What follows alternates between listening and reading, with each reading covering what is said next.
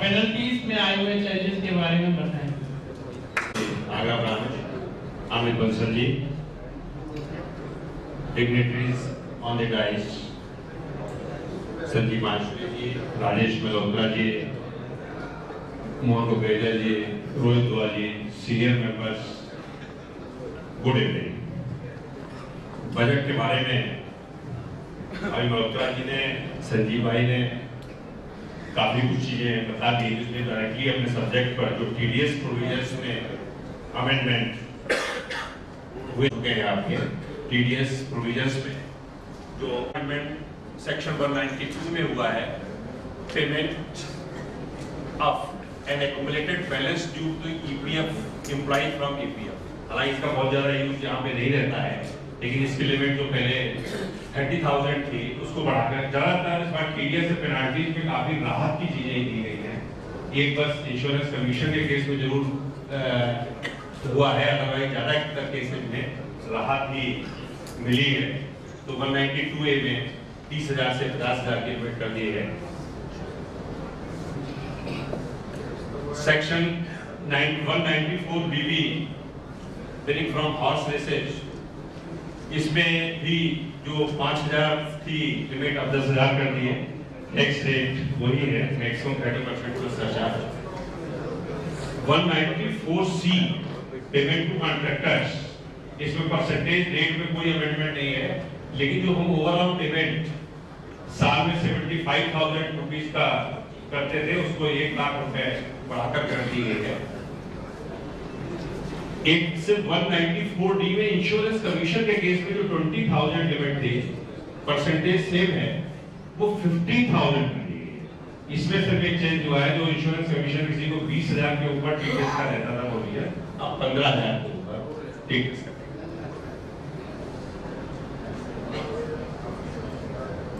Section 194DA payment respect of the life insurance policy, जो one time policy 14 से जो अक्टूबर 14 से अमेंडमेंट आया था, वन टाइम पॉलिसी के ऊपर टीडीएस का, इसमें परसेंटेज पहले 2% थी, अब टीडीएस की 1% है।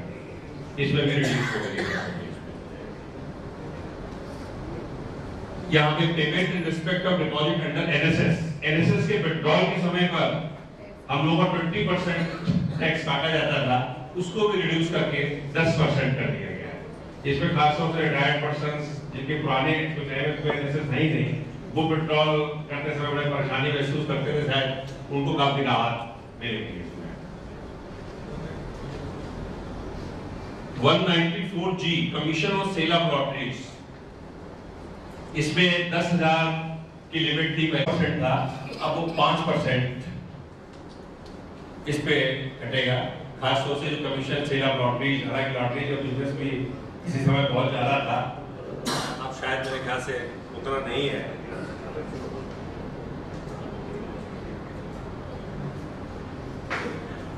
ये भी काफी सेक्शन में यूज में होता है अपने यहाँ पर, खासतौर से कमीशन और ब्रोकरेज, और इसमें परसेंटेज भी जो 10% पहले टीडीएस काटते थे, अब 5% टीडीएस काटा जाएगा। शायद इसमें मेजर चीजें जो कमीशन के अगेंस्ट में खर्चे वगैरह होते थे, उनकी टैक्स लायबिलिटी नहीं बनती थी, फिर फंड क्रिएट होते थे, शायद उसी संदर्भ में ये परसेंटेज कम की गई है। 194 है, ये 1 जून 2016 से दोनों म्यूचुअल फंड पर टीडीएस और एक्विजिशन ऑफ कैपिटल एसेट्स पे था, इसको चेंजेज आए हैं इसमें। 194 LA कंपनसेशन और acquisition of the certain immovable property, जो गवर्नमेंट प्रॉपर्टी जब अपनी एक्वायर करती है इमूवेबल प्रॉपर्टी, उसके संदर्भ में ये 2 लाख रुपए की जो पहले लिमिट थी, 2 लाख से ऊपर के ऊपर टीडीएस काट करके उसका पेमेंट होता था, उसको 2.5 लाख रुपए कर दिया गया, परसेंटेज से।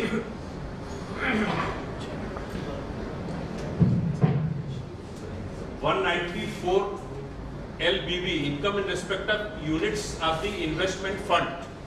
Rates of TDS has been changed from 10% to the following. Dividend पे ही है, उस पे 10% है, और नॉन रेजिडेंट पर जो रेट इन फोर्स जो इस समय करंट में चलेगा, आई थिंक इस समय रेट इन फोर्स जो 30% वाला है वो लगेगा और रेजिडेंट्स के ऊपर 10% का रहेगा।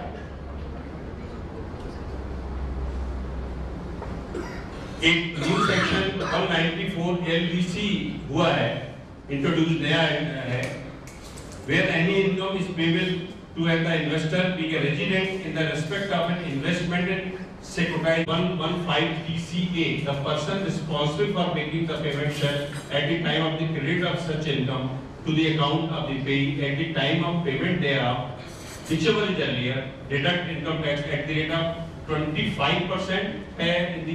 जो ट्रस्ट में बनाकर ट्रस्ट में जो इन्वेस्टमेंट करते थे उसके संदर्भ में ये सेक्शन इंट्रोड्यूस किया गया है।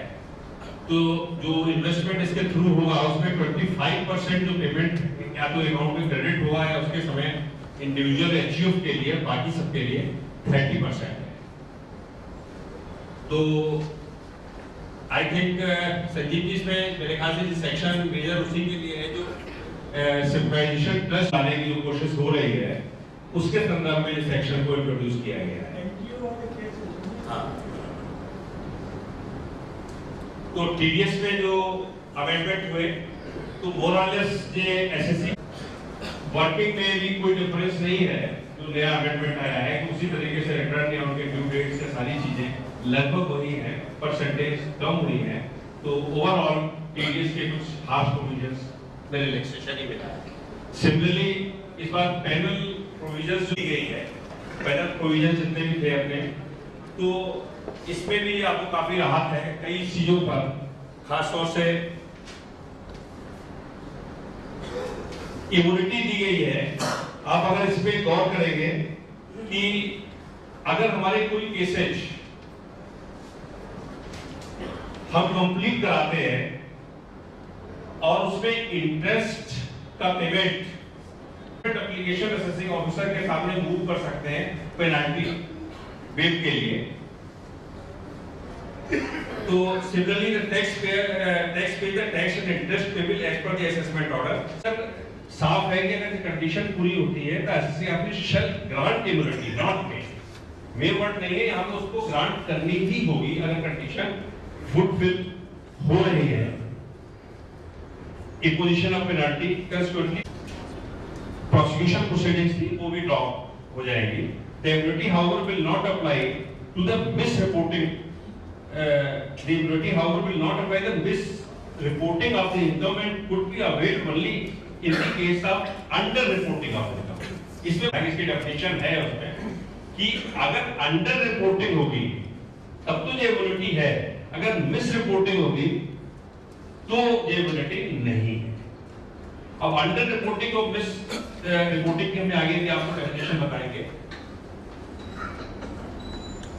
कि उसकी भी आप आगे फर्दर कोई पेनल्टी नहीं लगेगी। 270A के साथ में इसको मर्ज कर दिया गया।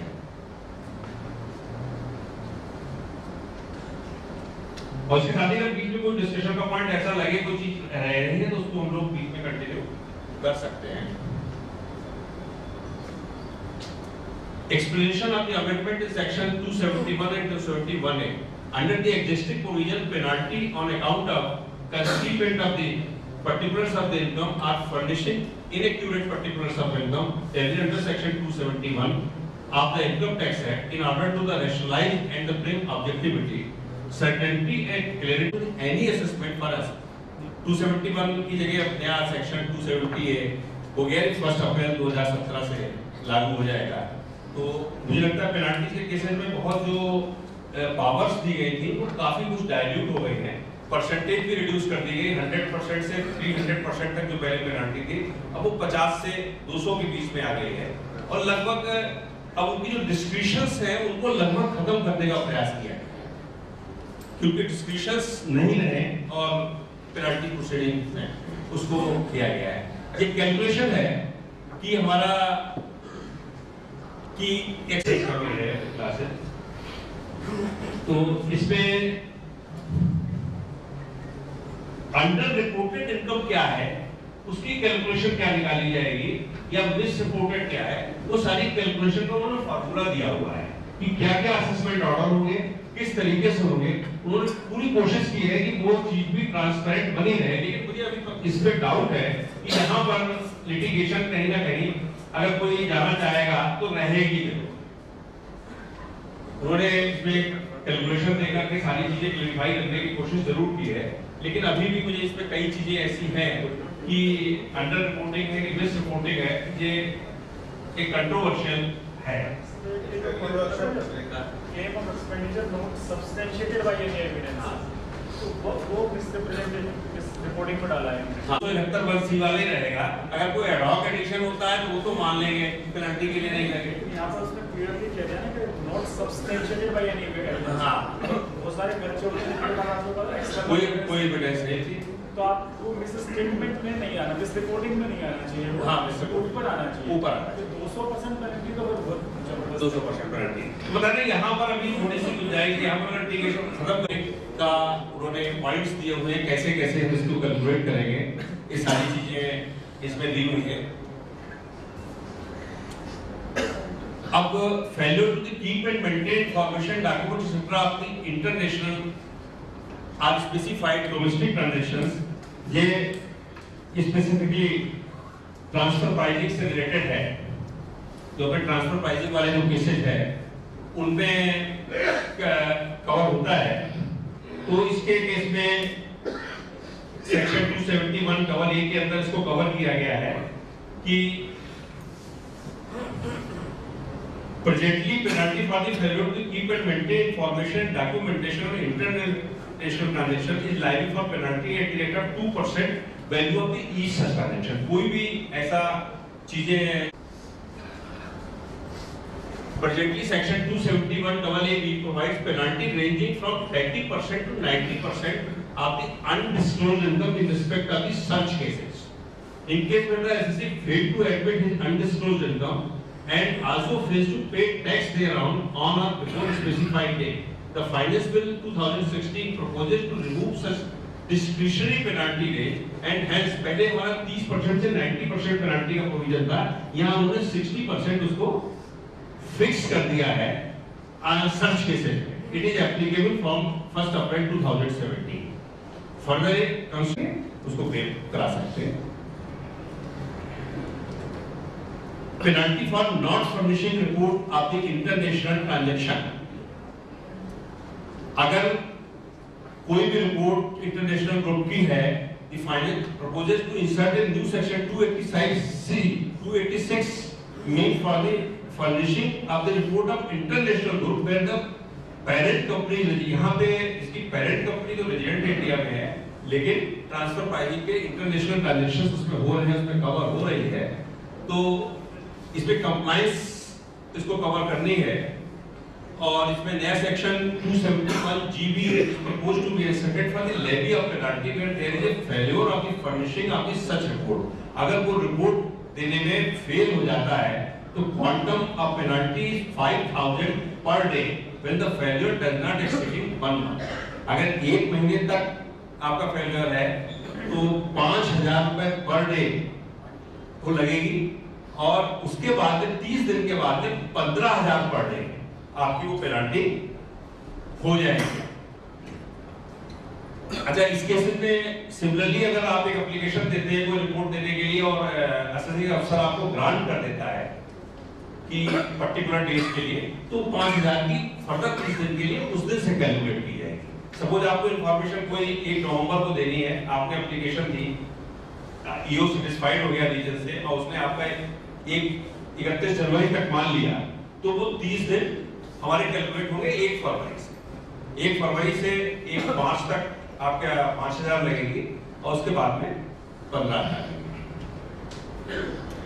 For inaccurate. अच्छा, किसी ने अगर इनएक्यूरेट इंफॉर्मेशन दी है, इंफॉर्मेशन तो दे दी लेकिन इनएक्यूरेट इंफॉर्मेशन दी 286(2) में अगर आप 15 दिन में उस गलती को सुधार नहीं करते हो, आपने दे दी, आपको उसको अगर आपको पता चला आपने 15 दिन में सुधार कर ली तो कोई बात नहीं है।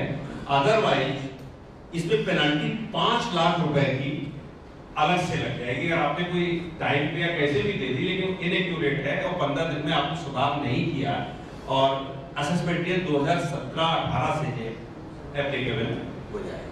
15 दिन कब से लगेंगे जब वो हमें असेसिंग ऑफिसर बताएगा? नहीं, आपने सबमिट करी, सबमिट करने के बाद में असेसिंग ऑफिसर नहीं बता रहा है, आपको पता चल गया या आप ये मान लीजिए 15 दिन ही आपके पास टाइम है रेक्टिफिकेशन के लिए, आप वोटेज रोकेज मानिए। तो इसकी बात से मुझे लग रहा है पता लगने के 15 दिन नहीं, ऐसा नहीं है, इसमें लिखा हुआ है जहां तक मैं समझ रहा हूं उसमें for inaccurate information report furnished under section 286(2) and if the indicted failed to inform the incorrectness and furnish report within a period of 15 days fails to inform the incorrectness, यानी कि हमने जब दिया उसके 15 दिन के अंदर उसे करेक्ट है, मुझे तो ऐसा लगा है। ऑफ द डिस्कवरी लिखा है।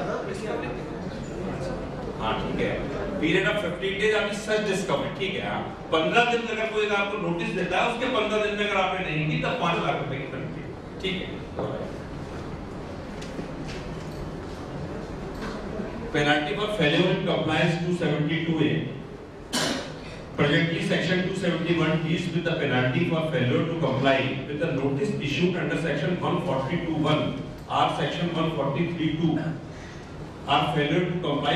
यहाँ पर वो जो आपके किसी में 10,000 रुपए जो अपनी पेनल्टी लगती थी, कोई नोटिस देता है या प्रोजेक्ट नहीं होते 142(1) की कंप्लायंस होती है उसके लिए, तो उसको यहाँ पर इसमें 270A के साथ ही इसको भी मर्ज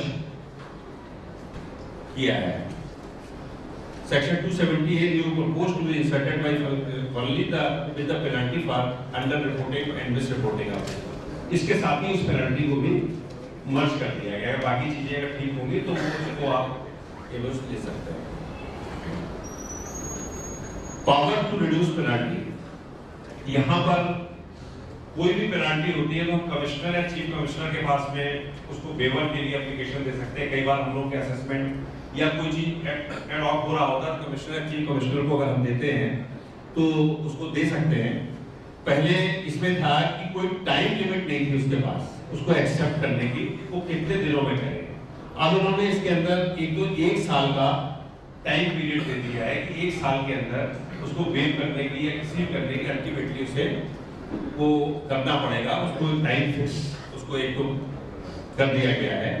तो this amendment would also apply on अच्छा सिमिलरली जो पुरानी एप्लीकेशंस उनके पास पेंडिंग है उसमें भी उन्होंने कह दिया है पेंडिंग एज ऑन 1/6/2016 को जो होगी वो 31 मार्च 2017 यानी पेंडिंग एज वेल एज जो करंट पे कोई एप्लीकेशंस देगा उसका उन्होंने 1 साल टाइम फिक्स कर दिया है। कमिश्नर या चीफ कमिश्नर उसको रिड्यूस कर सकता है या ब्रेक कर सकता है।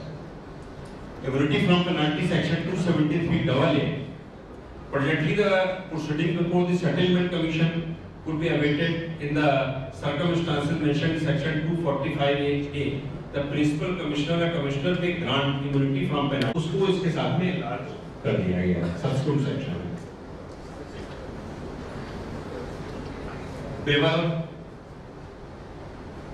पेनल्टी में उन्होंने जो मेन चीज कही है कि majority which the income authority may pay based on the reasonable cause। section 273 proposed to be amended accommodate the newly inserted section 271 being the imposing penalty and the international route is not furnishing the duties within the prescribed time। it may be noted that the newly inserted section 278 does not find place in section 273B, which means that power vested with the assessing officer under section 270 order या किसी further आप कोई भी appeal में कभी भी नहीं जा सकते। नहीं ऐसा थोड़ी होता है। अपील 273 की तो रीजनेबल कॉज की बात कर रहे हैं। हाँ। और रीजनेबल कॉज के ग्राउंड पे चैलेंज नहीं होगा। हाँ नहीं ये तो चीजें जिसके लिए आपने छोड़ा आपने उसको इम्यूनिटी लेकर के बाद में आप चले गए 6 महीने के बाद में अपील में चले गए या कहीं गए वो किसी भी ग्राउंड पर उसके नेचुरली रिजनेबल क्लास पे आप नहीं जा सकते।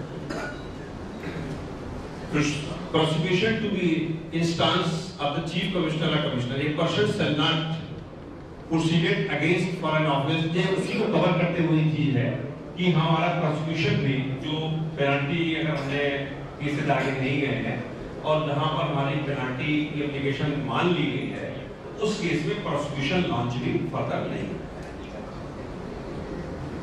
मेन हमारे टीडीएस और प्रोसिक्यूशन वो एक अलग स्कीम है, वो स्कीम अलग है। वो अलग से हाँ, वो अलग से है। बड़ी इंपॉर्टेंट थी, वो तो आज डिस्कस होनी चाहिए थी। तो डिस्कस हो सकती है, अभी भी हो सकती है, तो ऐसी चीज है। डायरेक्ट टैक्सेस में डिस्कस करते हैं, वो सेम ही है। डायरेक्ट टैक्स तुमने करनी है ना? डायरेक्ट टैक्स में करेंगे। हाँ, वो आगे इंडायरेक्ट टैक्सेस का शेड्यूल पर समय है, तो मैं थैंक यू।